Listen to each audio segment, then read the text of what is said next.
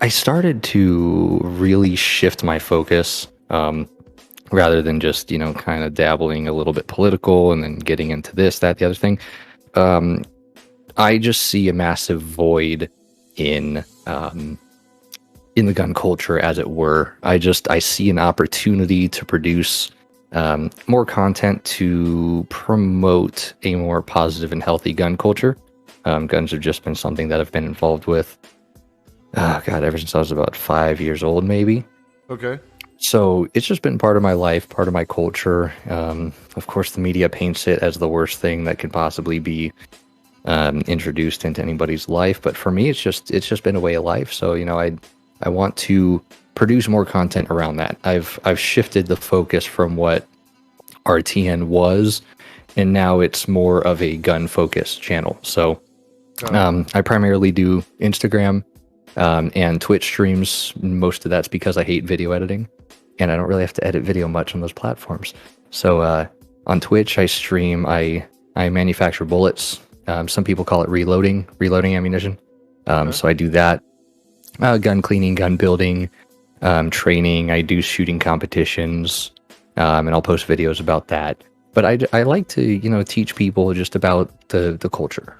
And I figured I've watched your stream. I've watched you on other people's panels. I figured you'd be a good guy to talk to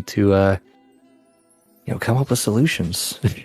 Yeah, because it's like I was saying before. Like, I don't even know that I would be totally we are 100%, polar opposites where it comes to gun rights. I don't know what your views are, but maybe you've heard a little bit of mine. Why don't you kind of describe your views on it and where you're coming from with that? I know you talked kind of about your background. You've got a history with guns, so obviously you're very comfortable with them, and you do want more normalization in the culture, probably for safety reasons as well as anything else. Oh, safety, yeah, big one. But I'll let you go ahead and kind of tell me where you sit on everything. Yeah, man, gun laws they're really cumbersome. I've lived in 3 different states. I've lived in California, Nevada, and Arizona. Currently residing in Arizona, and gun laws are just really complicated to keep up with, really convoluted. They differ from state to state. Like, I ended up taking the wrong path home today, and I was within a mile of the border of California. And the scary thing is that the firearms that I was traveling with are all illegal to even possess in the state of California. Right. So I was literally a mile away from committing a felony without even wanting to, without even intending to. But it's just a circumstance of like where I was driving. I had taken a wrong path. I was following the map on my car, which is totally outdated and inaccurate on the map. But it was a scary situation. It literally felt like I was about to drop behind enemy lines in 1944 in Berlin, and it was I was like, dude, I don't want to be involved in this. I did not want to get stopped by highway patrol in California. Not fun. Exactly. And I realized I was literally about a mile away from the border of Arizona and California, and it was really kind of a scary situation because I was carrying a couple of things that are not legal in the state, and I'm glad that that situation didn't happen. But a big reason that I moved out of California is actually due to the gun laws. For many years, I tried my best to follow and comply and, change the thing and move the thing around and like, okay, that's not legal, and now I gotta add this new part or change this thing. And I tried this like compliance theater just year after year after year until finally I just said, fuck it, like this state doesn't want me. This state does not want me here. They don't allow me to modify the guns the way I want. They don't allow me to modify my car the way that I want. Anything that could possibly be labeled as fun, California says no. So I had to get out of the state. And as far as gun laws, my position on it, I would like to see things a little bit more streamlined, maybe a little bit more consistent. Like we have California says everything above 10 rounds is high capacity. New York says like 7 or 8 rounds in a magazine. Some states say 10 rounds, 15 rounds, 20 rounds. And these are like very arbitrarily decided things. I don't understand why that is. Um, just going back to basic definitions, standard is really kind of dictated by the manufacturer. Like you get a pistol, maybe it has a 15-round magazine. You get a rifle, maybe it comes standard with a 30-round magazine. So I'd imagine anything above the standard could be considered high capacity, but it's like all of these states are just doing their own thing all over the place. Fortunately, in Arizona, it's pretty free. Um, if you're following the law, you can own just about anything. You can get rifles, pistols, threaded barrels, suppressors, short-barreled rifles, and they all have their own processes to go through. I think that's all well and good. Well, yeah, I'm in Arizona. I'm in Arizona. Oh, nice. I'm very familiar with gun culture. I'm an Arizona native, so I grew up around it. Again, same like my whole life. Yeah. As far as where I sit on it, like, there's a lot of things that you're not going to get a disagreement with me on. That's the funny part. I do think that creating more blanketed laws that would apply across the states that could make it easier for people to understand what the fuck is going on and where you can do what. And I think you're gonna have to make some compromises on both sides of things to get there, but I think that that's a better solution than having a patchwork of laws. It's the same way I feel about cannabis law, right? Like, like what you're talking about is the same way that I refer to like cannabis laws throughout the country. Like we have 37 states where it's legal in some capacity to either have it medically or recreationally. We have other states that don't. We have a federal government that says it's fucking federally illegal. So, Everywhere, yeah. So it's like, what the fuck, do you do? Like, I mean, you're hoping that you're not going to get busted. And it's like right now, we happen to have a president that is kind of like has a hands-off approach to it. But another president could come in and just tell the DOJ, hey, fuck their state laws. It's against federal law. Go in there and start fucking busting people, like. Yeah. And so there's still that element, there's still that element of like, yeah, it's legal, but it's not legal, like. Yeah, it's such a pain in the ass. Arizona, as you probably know, you don't need a concealed carry permit to concealed carry. Concealed carry permits just simply give you a little bit of extra benefits, a little bit of extra legal protections, and it especially looks good in front of a prosecutor should a situation arise. Hey, he got a permit, that's good. He went through a process, went through training, good. But it's so weird. Like I can go to Nevada, they recognize my permit. I can go to Utah because I have a concealed carry permit in Utah as well. Mm-hmm. But if I go to Colorado, they don't recognize my Arizona or my Utah permit. But if I take the firearm out from concealment and put it up on the dashboard of my car, I'm good. Yeah, that's ridiculous. Like, how are you supposed to keep track of all that shit, Exactly. And I attribute a lot of that to me living in California, is that it effectively forced me to become a pseudo legal expert to make sure that I'm not a felon next year. And just from like a compliance standpoint, it really is a nightmare that you can be a felon by a law that got passed that you had no idea was even deliberated on and signed and passed, and all of a sudden the thing that you owned last year is now illegal, or it had to be gone through a process or whatever. Mm-hmm. So what do you think about a lot of the common the common arguments that you hear people say, things like registration, things like background checks, safe storage, banning certain types of guns? What are your thoughts there? I don't know, like, gun bans are always kind of sticky to me. I just generally am not a huge fan of that idea, because I think that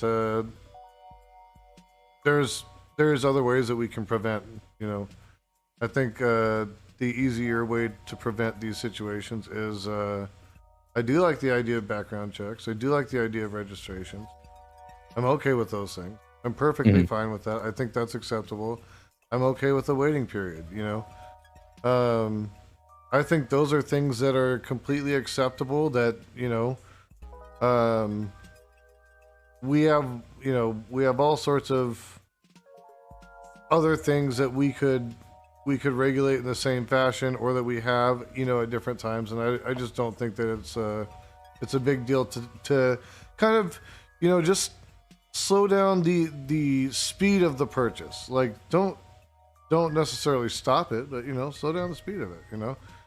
Yeah. Um, Now, would you suggest, let's say that you got the magic wand, you can make this happen. Would you leave it up to the states, or would you federalize it like across the board?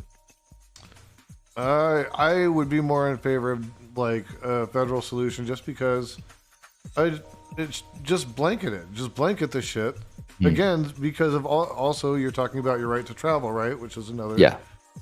constitutional right. Well, that interferes with your right to travel. So it seems to me the only way to make that work would be to do it on the federal level and make a blanket, policy, and then that's what we adhere to.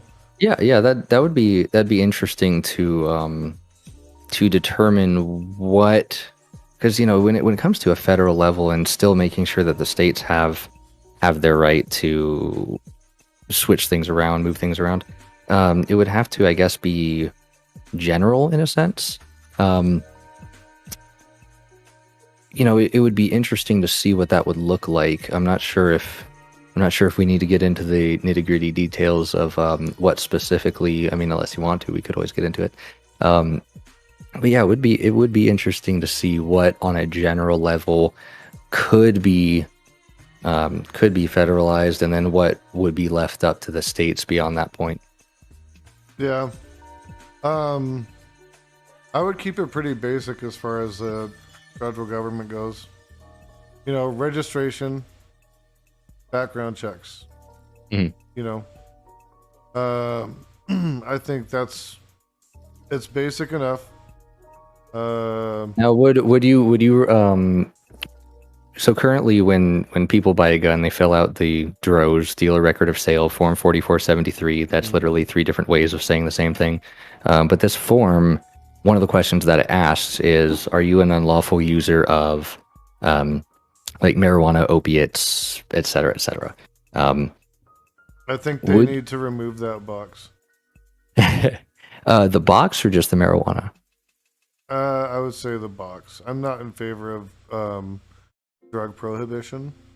Okay, So I think because I think there are people that can be responsible drug users on any drug, sure. and I don't think that saying just because they happen to use a whatever specific drug that may actually work for them quite well and allow them to function kind of normalizes them. I don't know. I don't think that's quite right. I wouldn't do that. So no, I And disagree with the box entirely. yeah, and I especially find it odd that, alcohol, the thing that was actually illegal at one point in time to possess, consume, manufacture, etc., that's not mentioned on that checkbox. So you can be a belligerent drunk and still purchase and own and possess firearms. Um, so Yeah, to quote Elon Musk, alcohol is a drug. It's just been grandfathered in. exactly. So I do find it odd, and even to that point, like I've known a lot of competent people that smoke marijuana. I've known a lot of people that are complete and total losers when they smoke marijuana. Yeah, So it's like, is that a dictator of their personal responsibility? No, it's just personality trait, I guess. Some people are more active, more creative, and some people are just more lazy.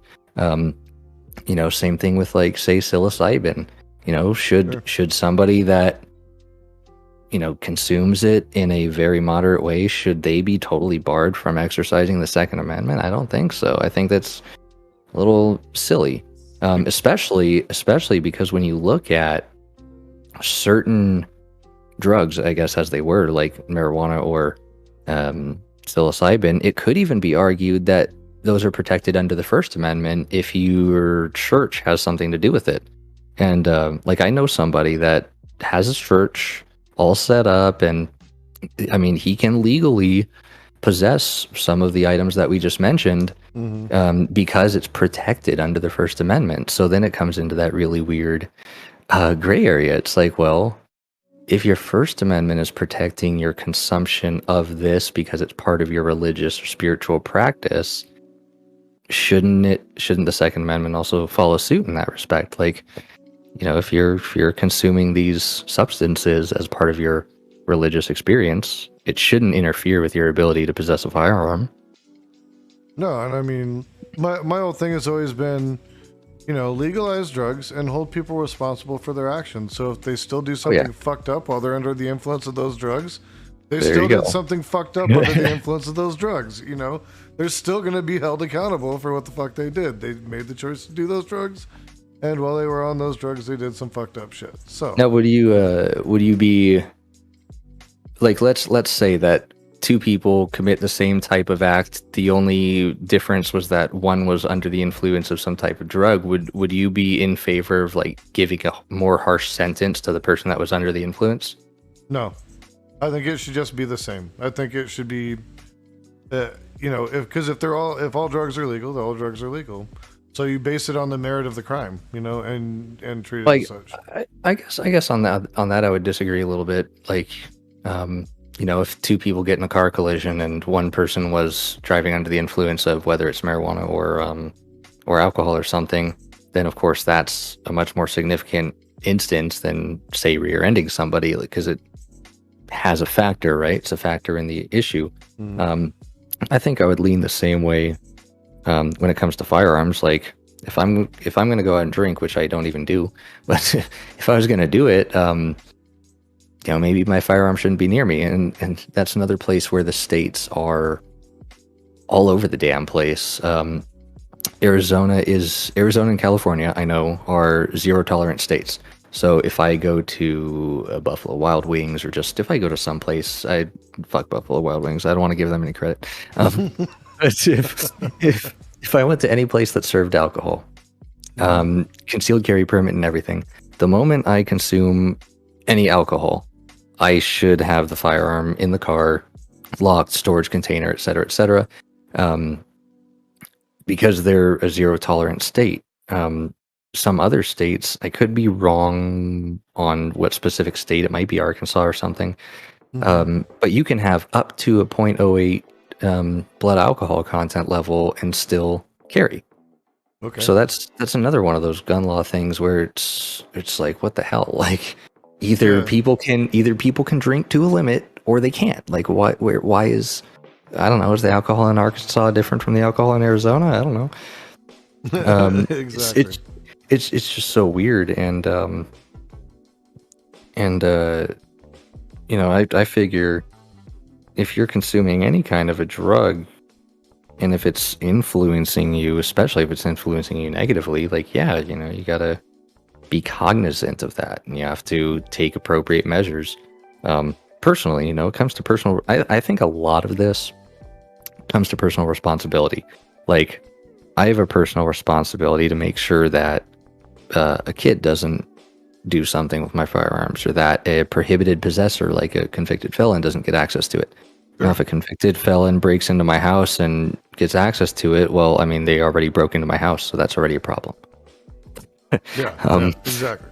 They've already committed a crime. Yes. Yeah, already committed a crime. Like, what else do you want from me? And one of the attorneys that I've worked with, trainer/attorney, I kind of poked and prodded him about the whole storage issue, and I know that a lot of people on the opposite side of this keep bringing up safe storage. And the weird thing about storage is there's no way to enforce it, especially without violating the Fourth and Fifth Amendment. Like, what am I going to have? The Gestapo knocking at my door saying, let me look at your guns to make sure it has a lock and it's in a safe? Right. Like, how can it be enforced? It's the drug war all over again, only with guns, you know, and it's going to be worse. Yeah, it's like a lot of the American legal system is based on things like insurance and liability and responsibility. So, you know, if I don't have a firearm locked up, well, okay, what's locked up? And this is kind of the thing that I went back and forth with the attorney on. I said, look, hey, you know, this was a couple years ago, but I said, look, I'm renting a room at a house. I move around a lot. I really don't want to lug around a 800-pound safe moving new places every single year. You know, gun locks, trigger locks, cable locks, padlocks. Like, I said, can I just put a lock on my bedroom door and be done with it? Like, is that good enough? And he said yes. Actually, he's like, yeah, that's safe and reasonable storage. You know, your firearms are locked behind the door. Theory is you're the only one that has the key to that door. So, yeah, as far as I'm concerned, you locked them up. I'm like, okay, cool. Jesus. Sounds good. Yeah, it's just so weird. It's like people think that these have to be under like, you know, 20-foot or 20-ton blast doors with padlocks and key locks, and you know, it's like I have to enter my special access code. It's like, no, you just, if it's in your house, it's locked up. Mm-hmm. Now, you also have to be cognizant of the situations in your house. Like, do you have 2-year-old kids? Okay, we'll put it high up on a shelf that they can't reach. You know, if you want it to be readily accessible, like some of mine are, you know, put it high up on a shelf. It's like you as the individual have the responsibility to do that stuff. It's just so weird to hear some of these arguments like, oh, we need safe storage laws. It's like, well, they already exist. They're already there. On a Right. state and federal level, they're already there. Yeah, I mean, I guess the problem is that what we have isn't really working, and so people, you know, I think when these situations come up, people start scrambling for solutions, you know, Yeah. and they're scared, you know. I mean, you know, I have a kid that just got out of elementary school, you know, and like seeing this shit, and knowing how lax our gun laws are here, like I do worry about shit like that happening because we've had Yeah. that shit happen in Arizona. Yeah, You can I know, ask what part of Arizona you're in? I'm in the like Phoenix area. Oh, dude, we're neighbors. We're right next door. I'm in the same county. I'm in Maricopa County. Okay. Yeah, South End. Nice. All right. So So, shit, dude, really, you're right down the street. We probably have the same ISP, and I have Cox Communications. What do you have? Yeah, kidding. But yeah, it's so what? I mean, so there's a uh, lot to unpack. Like solution wise, there's a lot to unpack. You know, there's people that say harden up the schools. There's people that say take away certain guns. There's people that say age limits. People that say arm the teachers, arm the students. One thing I do want to tell you is when I was going to college, I had wished that I was legally allowed to concealed carry on campus. I remember having conversations with the trainer slash attorney, and he had told me that there used to be a way to do it. This was when I was in California. There used to be a way, but a recent law made it so that method is no longer valid. The method was effectively getting a sign off from the head of police at the school and one of the top executives, like president of the school or something. You used to be able to get that approval. But now it's completely illegal. In some respects, I'd like to see a path where a teacher, a professor, a student, of course, if they're over 21 years old, I'd like to see a path forward for it. I'd like to see a path where there's, you know, maybe some liability or insurance. Like if the school wants to take out some sort of an insurance policy, if some professor is interested, I think there should at least be a legal path forward rather than just saying, hey, we're a gun-free place. I think I disagree with that. I think really, in terms of the schools, I would be all right with probably metal detectors, things like that. You know, things to keep guns out of the schools. As far as insurance goes, I really think that gun owners should have to have insurance. I do, So and they're that's just because I responsible. chose. I do, and that's just because I chose to. Because part of what's instilled in me, I went to, I gotta say, the class that I went to, the people that I trained under for my concealed carry in California, some of the best people. Artemis Defense Institute, um, Lake Forest, California, some of the best people you'll ever train under. Um, they really instill that you have a right to keep and bear arms, but you have a responsibility to train. And they Hmm. really nail that into their students. And, they teach the legal, they talk about some of the cases they've handled. Um, and they really help their students understand that there is a heavy, heavy, heavy liability, responsibility, and risk when it comes to carrying a firearm. And I think a lot of people on the opposite side of this don't really see that. I don't think that they kind of see it as like, oh, you want to be a hero, you want to be a cop, you want to be a Marine. Well, why don't you join them? Hmm. And I don't even think of it that way. Like, if anything, my 5 or 6 years of concealed carry has taught me to be even more level-headed than I already am. Like, when I was a little younger, I used to be a little bit, I guess, a little bit of an instigator in a way where it's like, oh, I'll kind of poke prod, push your buttons, get a little rise out of you. I Hmm. can't do that anymore. Yeah. And the reason I can't do that is because I can't be held responsible for escalating a situation. My entire role, ever since concealed carrying, is all about de-escalation. I don't want it to ever escalate to a fist fight or a gunfight. Hmm. I gotta bring it down. If someone starts getting heated, I gotta work it down, work it down, work it down, work it down. Um, it's kind of funny. There were a couple opportunities where I did have the opportunity to, it's like I would think of it in my head like, oh, I could have totally pushed his buttons there. It would have been so funny, but it's like, nope, can't do that. I can't risk it. Can't get Hmm. involved in that. Um, but like I say, I do carry the insurance just because there is a huge responsibility and a huge risk um, from every angle. So I pay into the system. Um, should any lawful self-defense come up, I have legal protection. I have funds. I have things ready to go. Basically, like a car policy. You hit a car, you get support. Yeah. Same thing for me. If I'm put into a situation where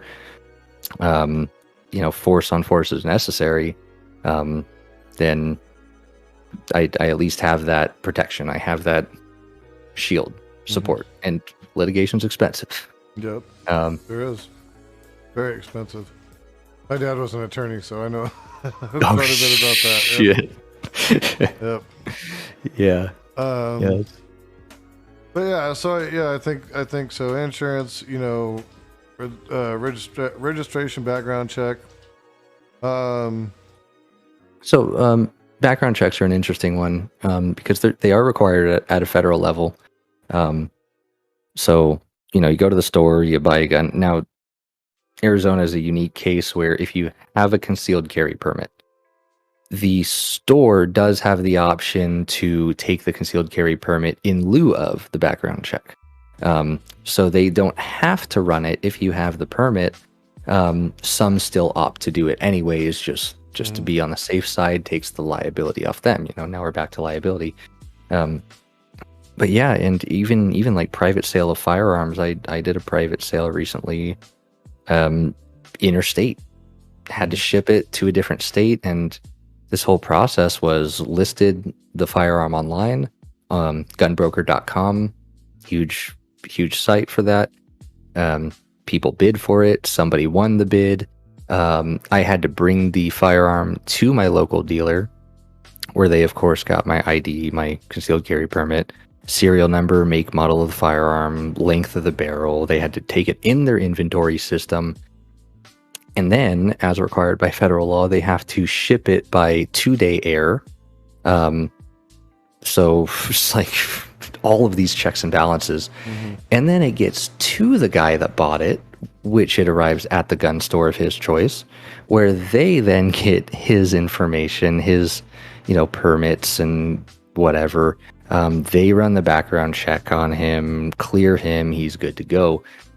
So like I don't know, I just find it so odd when background checks are mentioned, because at least in my experience, I've never purchased or sold a firearm without a background check being involved at some point in the process. It's always been there. Always been there. Even at gun shows, I know people like to say gun show loophole. Even at gun shows, they still run it.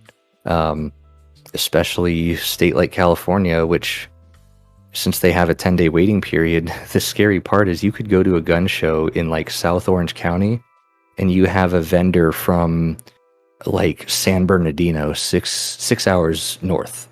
Mm-hmm. And you might buy a gun from them and then realize I have to go to their fucking store to pick it up. So you have to drive 6 hours north just to pick up the firearm 10 days later. But yeah, I don't know, it's so weird because the background checks have always been there. California, Nevada, Arizona, every state I've lived in, it's been there, and it's because it's a federal system. National Instant Criminal Background Check System, or NICS for short. It's always been there. Sorry, give me just a second. Sure. All right. Sorry, I saw something in chat. Just, no problem. My mods are handling it. So I'm worried about it. Cool. Hey, at least you have mods. That's okay. I don't even have viewers half the time. Well, and the thing is I think a lot of the argument is centered on is centered on like how do we address this through gun laws directly, right? Mm-hmm. And I think there's a lot of externalities around these instances, right? There's a lot of underlying shit going on. Like this most recent thing with this guy. Mm-hmm. His mother was addicted to drugs. He was living with his grandmother. His mother was getting kicked out of the house that his grandmother owned, you know. Yeah, he rough had situation. A horrible childhood. He had horrible shit going on. And it's one of the things that it's a really hard thing to consider, but he's the first victim because like nobody was paying attention, you know, nobody saw the fucking alarm signals, and when they did, they didn't do anything about it, you know, and or didn't do enough, obviously. And so with something like this, one of the things I look at is how do we announce a prevention, right? You know, like. There's other preventive measures that need to be in place too. Like I do think there needs to be easier access to mental health care for people, like especially in crisis situations, and it needs to be destigmatized, and we need to treat that with you know, a little less barbing of people who encounter that, and a little bit more just, you know, genuine empathy, you know. Yeah, I hear you. And so I think that's one thing that needs to happen. The other things I think that really, again, kind of center around that is, you know, just reinforcing that. I guess you're saying that we've had these like background checks and, you know, a lot of these things in effect for a while. Mm-hmm. I think it's really then just about the enforcement, you know, making sure that we're doing that because. You know, in Arizona, I've seen a lot of trunk sales. You know, so yeah, you know, I personally haven't run into that while I've lived out here, but I've definitely run into certain components that turn certain firearms into firearms that shoot faster. I've definitely run into people that have those, and shit. Good luck to those guys, because getting caught with one of those is a big bad story. And I mean, even when it comes to that, I kind of think the cat's out of the bag, and it's a little too late for acting on some of those aspects. Like $300, buy you a 3D printer. You could download files online, public domain, and 14 hours later, you can have a printed firearm of your choice. And they are robust. I gotta say, they are robust. They are strong. They are pretty incredible. And when I say firearm, I'm mostly meaning the lower receiver, the part that accepts the trigger and Right. things of that nature. You still got to buy a barrel and all that fun stuff. But the main legally defined component you can print with a $300 3D printer, and of course the same goes with some of the parts that I had mentioned. Mhm. But yeah, as far as private sales go, I at least think it's good practice to go to a dealer. You get the little record of transfer. I forgot what the form is called, but there's a certain form or a certain paper that is the record of transfer. As far as a background check on a private sale, in my experience personally, every store does it, just because, again, it comes to liability. They don't want to have a prohibited possessor take possession of it. They don't want any liability on that. So at least Sure. in my experience, they've had the buyer specifically go through the background check. Well, yeah, and it sounds like the way that you seem to be interacting with it is, it seems extremely responsible, in that you are going through kind of the checks and balances with all the systems. Like, you're using this website where you're able to sell, and people can verify based off of state, laws or regulations. Well, that's the other thing, is state compliance. Like, the one of the gun I sold in particular, I can't sell in California. And this, if I recall, the system wouldn't even allow a Californian resident to like bid on it, because it's very controlled. Or if it did let him bid, it would eventually get to the point where it's like, hey, we can't do this. Right. Yeah. Like I actually found that out about ammunition components, because like I say, I load ammo, I do it on stream. I have a long-term goal of starting an ammunition company. I used to work at an ammunition company, and I wanted to start my own for the longest time. But the primers and the powder, I listed them on Gunbroker because I have some that I'm trying to just offload, get rid of, and sell. I didn't realize that you need a hazmat license to ship primers and powder. I actually didn't even know that. I found that out because there's a Discord specifically about reloading, and somebody there just told me. And I was like, really? Like, so I can ship ammo, but I can't ship the components of ammo. Yeah, that's Okay, fucked up, right? like without a specific license to do it. So I had to remove the listing from Gunbroker, and I still had to pay the listing fee for just listing the thing. So as far as those components go, I'm actually restricted to local sales simply because I can't ship it. Fuck, that was new to me. 23 years of dealing with guns and ammo, and that just came up out of nowhere. That's new to me. Devil Dog in chat saying they have ammo loading as an elective in Arizona. Really? That's I didn't know that. That's actually pretty cool. I would imagine at Sonoran Desert Institute, but I couldn't imagine anywhere else. And someone else says 10 of my firearms are an investment. I could resell them for more than I paid for them. There you go. Firearms are an investment. Yep. Yeah, sometimes they are. Shit, my car turned into an investment. Before COVID, my car, I was basically at a wash. I owed what it was worth. Now I could sell it for about 15 grand more than it's worth. It's just weird how that stuff works. Yeah, absolutely. But yeah, you are totally right, Jason, about the responsibility. Like, and that's part of why I do what I do. That's part of why I shifted my entire narrative, dare I say, shifted my entire narrative, all my channels, focusing on gun-related content, because what I see when I go to YouTube and such is I see a lot of guys out there that are basically like, here's my gun, I'm gonna shoot it. Yeah, cool, I got guns. What I don't see are people that are training and instilling responsibility. Aside from like big guys like Garand Thumb, T-Rex Arms, those guys are very heavy in the responsibility of the training, and in mindset especially.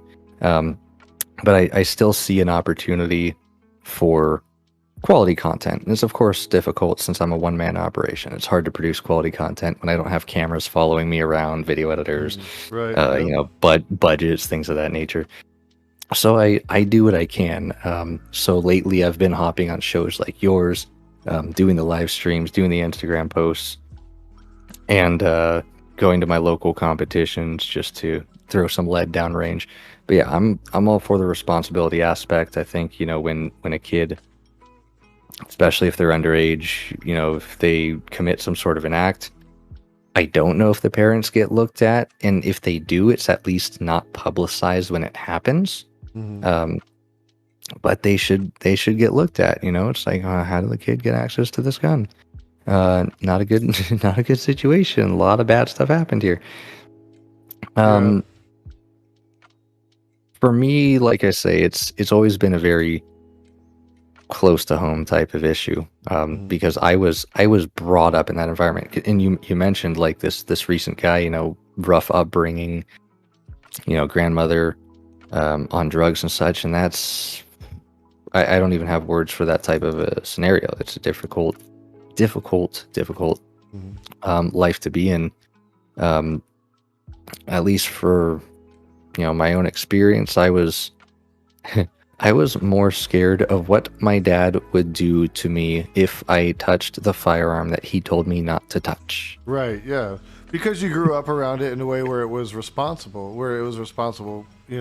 people teaching you exactly, hey, don't Yes. fucking do that shit, man. Like, Yes. and you've got this kid who was, 18. He waited until his 18th birthday, to purchase the gun because he knew it would be a legal purchase at that point.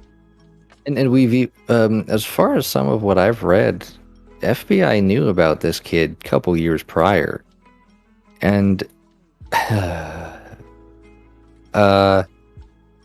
this has been recurring with the FBI. Pulse nightclub, FBI knew about the guy.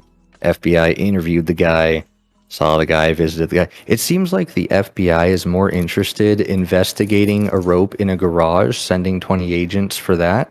It seems like they're more interested in investigating ropes than they are actually seriously examining these shooting incidents. Like, Pulse nightclub was known about. This recent one we're hearing about, there have been people saying that it was known for 3 to 4 years that the kid was making threats. There are some people that have said, whether I can't verify whether or not it's true, but some people that have said that the kid was in contact with a retired FBI agent on Discord or some other online chat system, even 30 minutes prior to the incident. Yeah. Our systems that are supposed to be handling this are not doing a great job at handling this, which furthermore tells me that you and I need to be the ones to handle it. And what I mean by that is, you got to handle your own sphere of influence. I got to handle my own sphere of influence. And, you got to go out there, protect yourself as best you can. I got to go out there, protect myself as best we can, because the FBI is clearly not doing it. The police are clearly taking 50 minutes, having smoke breaks and jerking each other off outside. So it's like, it's up to us to really be the first responders. Well, and not even letting people in. That was the other thing. For fuck's sake, they put one lady in handcuffs and she got out of the cuffs and still managed to get in there and get her kids, fortunately. But fuck, man. Are you kidding me? You're gonna arrest somebody for trying to get their kid out of a dangerous situation because you won't fucking do it? Give me a fucking break, dude. No. Yeah, it's asinine, and we saw that with the Florida shooting. Was that Parkland? I think that was Parkland. We saw that there as well, where they had a school officer or two, and they're just sitting behind a door. Yep, we're just waiting. We're just waiting for whatever reason. Maybe they had a valid reason. I don't know. Mm-hmm. It's easy to play armchair general, backseat cop. It's easy to do that. Sure. Maybe there was some sort of a reason or procedure or policy that maybe they were in the right.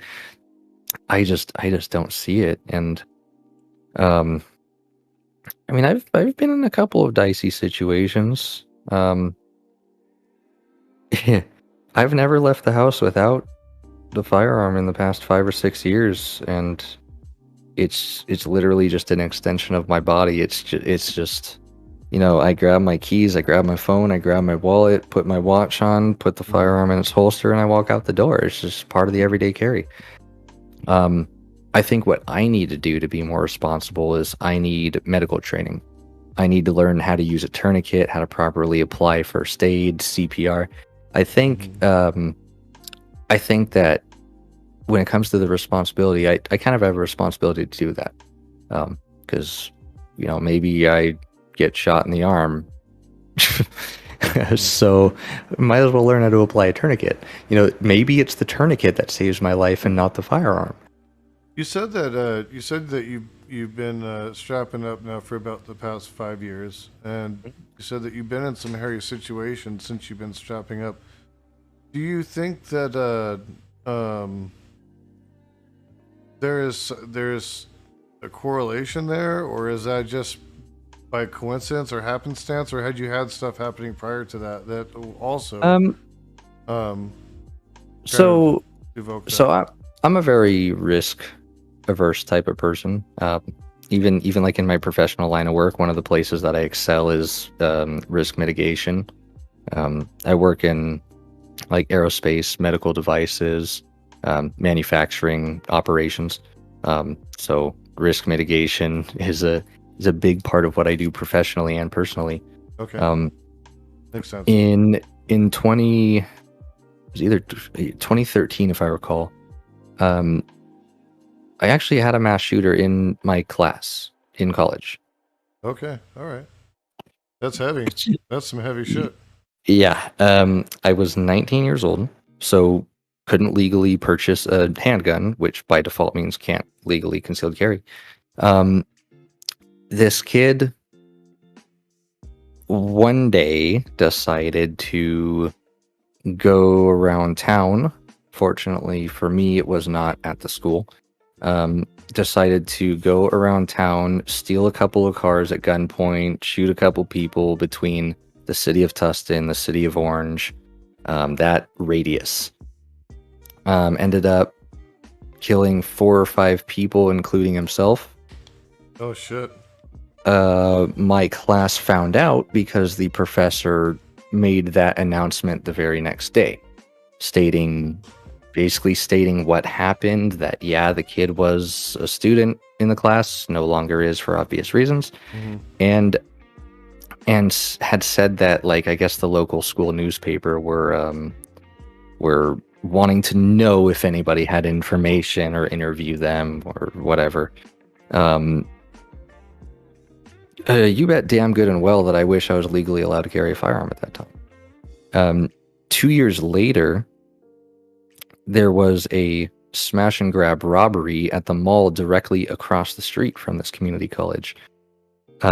4 armed robbers, one of them that was shot and killed in the parking lot when they were trying to escape. The other 3, I don't remember what happened, but they did dump a bunch of watches on the freeway after finding out that Breitlings and Rolexes are equipped with tracking devices. So shit. again, Yeah. criminals, not too smart. But this was a thing where now I'm 21 at the time, was working through the concealed carry process, which at that time took 6 to 9 months in California. Got on the phone with the attorney I know, and I said, look, I'm a little concerned here. Had a mass shooter in my class, and now 2 years later, we have a smash and grab at the mall directly across the street. Can I legally carry a firearm at school? Like, I'm just interested in preserving my life. Like, is this too much to ask for? And yeah, I already told you that the process used to be getting sign-offs by the top people, but it was no longer legal to even do that. And so I was like, okay, so what can I do? And he's like, look, the most you can do, and even then it's still kind of a legal gray area. He told me that the way that the law was written is basically saying you cannot, it's like you cannot carry a firearm on campus if you're conducting business there. Mm-hmm. So So what because he you were a student and not like a vendor or something like that, for example, well that would be the loophole. no, so the gray area there is I'm in my car, I get to the campus parking lot, I park, I take off firearm, put it say in the glove box, and I go to class. That is the most I can do, because the qualifier, the quantifier in that is, doing business on the school grounds. So, if I'm going to a class, if I'm visiting the administration's office, that is the conducting business part. Therefore, I can't bring the firearm with me. But if I'm just simply parking in the parking lot and then leaving the firearm in the car, that's basically where it ends. And that's what I was recommended to do. That's what I ended up doing.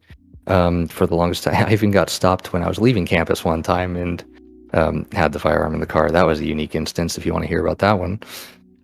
Sure. So night class, got out at about 9:50, 10 o'clock. And of course, as smart as I was, I said, oh, it's a stop sign at 10 at night. Who gives a shit? And I just rolled through it. And then I saw red and blue lights in my rear. I'm like, God damn it. So I get pulled over, obviously, as I should. Female cop comes up to the driver's side, and I was instructed how to handle traffic stops as a concealed carry permit holder. You roll down all the windows, you turn on all the lights, you have your driver's license, concealed carry permit, proof of registration, and proof of insurance in hand, ready to go, wallet on the dash, hands 10 and 2, you don't fucking move until told to. Mm-hmm. That's how I was instructed. So I did all of that, hand her all the documents, and she stops on the permit for a second and just goes, so where's the firearm? And I just kind of like, in the glove box. She's like, hold on a second. She comes around to the opposite side of the car and shines the light on the glove box, looks at the permit again, looks at me, looks at the glove box permit, and just goes, okay, can you just open the glove box real quick? I was also instructed to repeat the instruction. So I go, okay, just to make sure that we're on the same page, you would like me to open the glove box? Yes, okay. Flick. Just move my hand way back. She looks inside, shines the light on the gun, back to the permit, back to me, back to the permit, back to the gun, back to me, back to the permit, back to the gun. Collapses all the documents in her hand, hands it to me, and says, don't do that again, have a nice night. She's just like not dealing with it. But that's the thing, is that in most states, you're not supposed to carry a firearm within 500 feet of a school zone. California Penal Code has 28 exceptions to that rule. One of those exceptions is that you're a concealed carry permit holder. The other caveat is doing business on school grounds. But I was leaving school grounds, not worth her time, not her problem. But maybe she doesn't even know that there are those 28 exceptions in the California Penal Code. Maybe, I don't know. But I had to handle that situation in a very procedural, processed way. Right. And a really good concealed carry class will teach these things, especially if they're taught by an attorney. They will teach you all of these things. Here's how you're doing it. Here's the process. But yeah, it's scary at the end of the day. But yeah, to kind of answer your question, being in those situations where I had the kid in the class, and then robbery across the street from the school, those were pre-concealed carry days. Post-concealed carry, there was a time that I got hit as a pedestrian by 3 cars in a 1-month time span. Jesus. But what would your gun have done in those situations? On one of the instances, I legitimately thought that the person was going to try to hit and run. Like, just plow through me and hit and run and keep going. Fortunately, they stopped at just the right time. And like I literally saw the look of shock and horror in their face that they're like, "Oh my God, what have I done? I've done something seriously wrong." And dude, that was one of the biggest sighs of relief I've ever had in my life because I was literally pushed from a sidewalk into oncoming traffic with my dog behind me. Mm-hmm. So it was a terrifying situation, but yeah, fortunately it all was good. I just kind of like tapped the hood and I was like, get the fuck out of here. It was just a scary situation. Yeah, there was that, and that's really it. I mean, aside from when I got approached by 20 guys at Home Depot, that was weird. Um, I was in Los Angeles, literally just going to the Home Depot because the event I was going to go to got canceled, and I needed to get a door lock. And I get out of my car in the back of the parking lot. 20 guys are approaching me, and they're all speaking Spanish. I don't understand Spanish. I could barely speak English competently, and they're like, keep approaching me. I'm like, whoa, whoa, guys, like, what the fuck do you want? And then finally, the one in front, he's just like, do you need help? I'm like, what do you mean, do I need help? I just got out of my car. Mm-hmm. And he's like, no, we can, we can work with you. You know, do you need help? And I was like, dude, I'm just getting a fucking lock. Like, why, like, they were swarming me. I'm just like, what the fuck is going on? No, it was really weird. I didn't like necessarily feel threatened, especially because there was so much, I'm in an entire parking lot. It was just a really weird situation where like a lot of things are going on at once. Just got out of the car. I'm the only one in that part of the parking lot. 20 dudes immediately jump up and are like rushing towards me. I'm like, what the fuck? They're all speaking Spanish. What is going on? So yeah, that was weird. But yeah, there wasn't a point where I was like, oh, I'm being threatened at the moment. I kept my distance, made sure to move back faster than they were approaching, and like stop, slow down. Yeah, but since then, it's all been good. But I'm a very like vigilant type of person. Hell, there was actually there was one that my family alerted me to. 3 people entering a laundromat. We were there at like 11 at night. Had to wash some massive blankets. 3 dudes get out of a car, not even in a parking lot, like not even in the parking space in the parking lot. They just kind of park right in front of the thing. They get out of the car and start walking in, like no clothes, no hamper, no nothing. And like my family just kind of, they look at me and they're like, why are these guys coming in with like no clothes? Like, this is just really weird. And I was like, yeah, I know, I'm just kind of watching it. And they just, just elevated my awareness of the situation. And they just eventually, like, they just go like, what time do you close? Like, oh my God, like that's all it is. It's like we were just concerned. It's like, dude, 3 people all walking in at the same time, no reason, no clothes, no nothing. It's like they just wanted to know what time the place was closing. But it was enough to at least turn me from green to yellow. Right. What is that called? Colonel somebody. I have to look back in my books, but Colonel, some colonel or captain came up with color codes of awareness. Green is effectively like NPC mode, like you're not really aware of your surroundings. Yellow is just heightened awareness of what's going on. Red is, of course, like adrenaline's kicking in. Orange is another heightened sense of awareness. But it was a situation that at least kicked me from that green to yellow state of like, all right, let me be a little bit more alert. Let me see where people's hands are moving. Let me see like facial expressions, eye contact. Got to keep an eye on 3 people. Doors, is there a 4th person in the car? Like, just had to elevate sense of awareness. It's just part of the responsibility of doing this. So do you think that like maybe like owning and concealed carrying has made you a little bit has been a source of maybe some anxiety? Because it seems like you're constantly having to be on alert, and I mean, to be honest with you, I never feel like that. Like, and I'm fairly comfortable in like where I sit, but And I've also been in all sorts of seedy situations, but I don't know. Like it seems to me like it's put you a little on edge from the conversation that you're having with me about it. Mm. No, that's actually a really good question. I've never been asked that before. Um, no, I wouldn't say it's contributed to any kind of anxiety or something. Like I've just always been a very I've just always been very alert. Even when I was like a kid playing baseball, for example, I was always like you play video games, right? Like Counter-Strike, Valorant, or something. Yeah. Hmm. Like an IGL, in-game leader.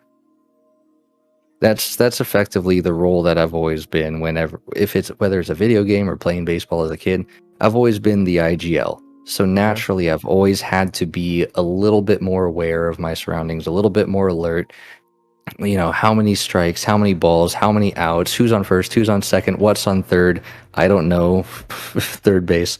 Um, Abbott and Costello routine there. Right. But I've just always been in that kind of more leadership type of mentality and heightened sense of awareness of what's going on around me. Um, and then of course as I've gotten older, I think that just becoming more aware to the reality that we do live in a dangerous world. We do live in a dangerous country. People do random acts of violence all the fucking time that do not get any kind of press attention whatsoever. Hmm. Whether it be a physical attack, a shooting, a robbery, a burglary.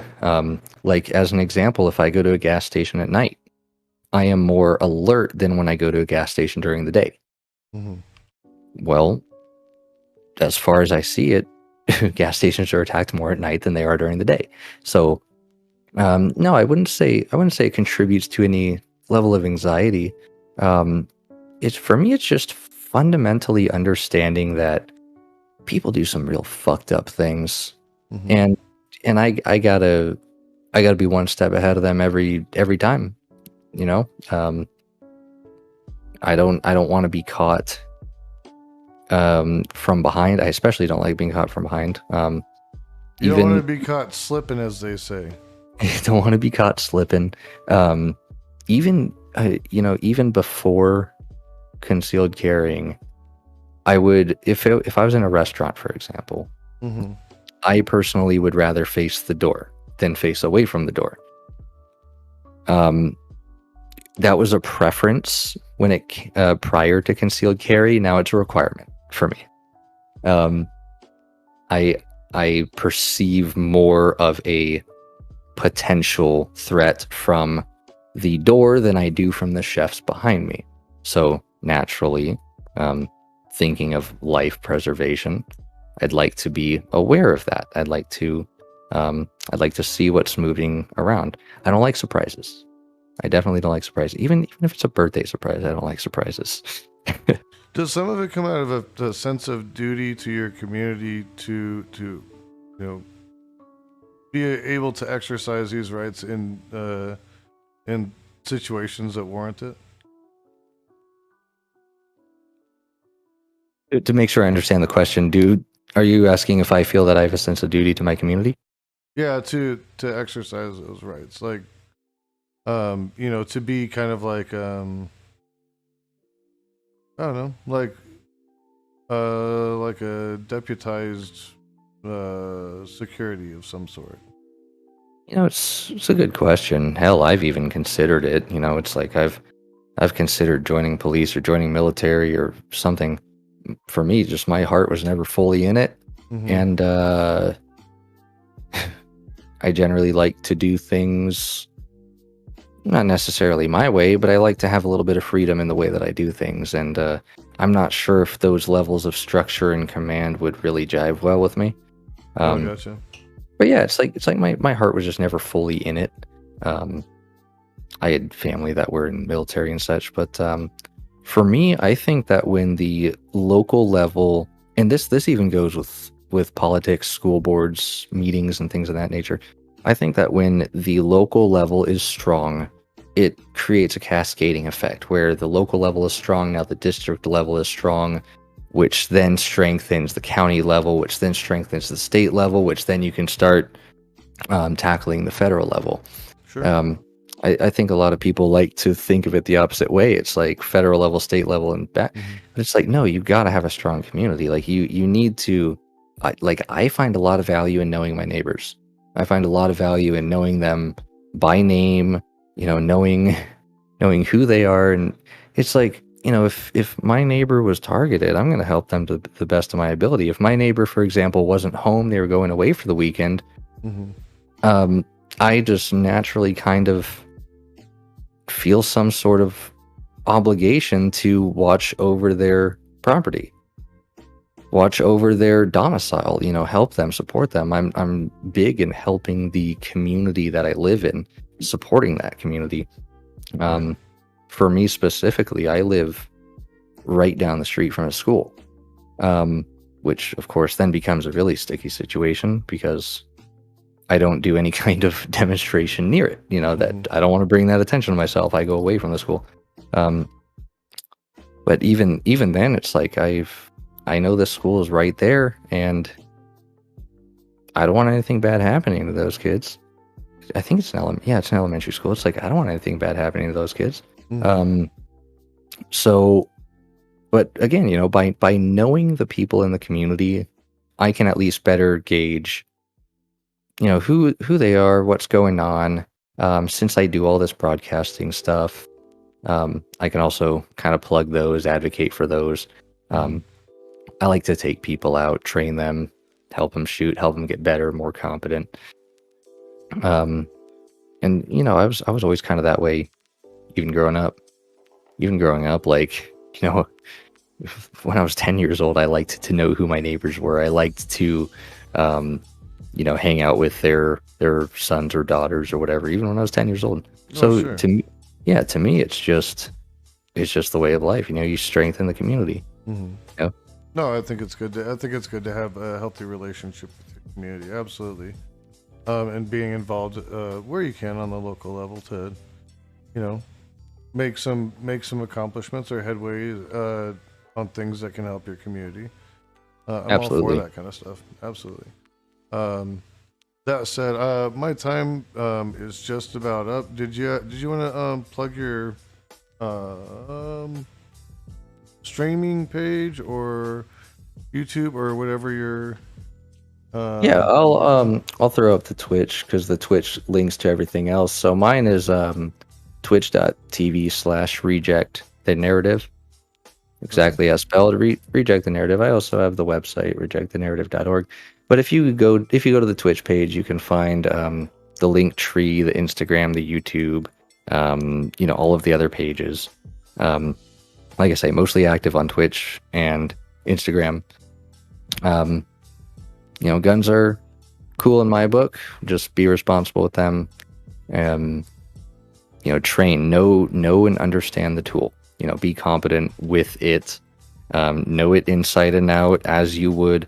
Look, if you can build a computer, you can disassemble, clean, and reassemble a firearm. It's like you Sure. you know, Yep. you know and understand that tool. If you own one of these, I think that you really do have a duty to know and understand the tool that you're dealing with, because the way I see it, it can save a life as quickly as it can end one.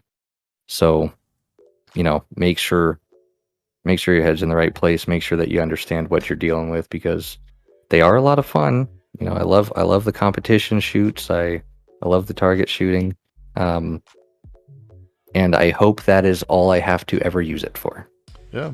And I want to say I do appreciate you sharing, like responsible gun ownership. It's what you expressed was a little bit more genuine, less like a meme, that you, the way you hear people talk about it. So I do appreciate you sharing that with us. Um, Again, you know where to find me, Jason_society here. But I appreciate you coming on and sharing that information with us and sharing some of your time with us. Yeah, So and that was, I definitely appreciate you having me on and having a conversation. I uh, think uh, I think that you are right from the top that there's not much that we really disagree with, but we were at least able to explore some different ideas, some different avenues, and I think it's pretty constructive. oh yeah, appreciate it. Have a good Cool, night. man. See you around.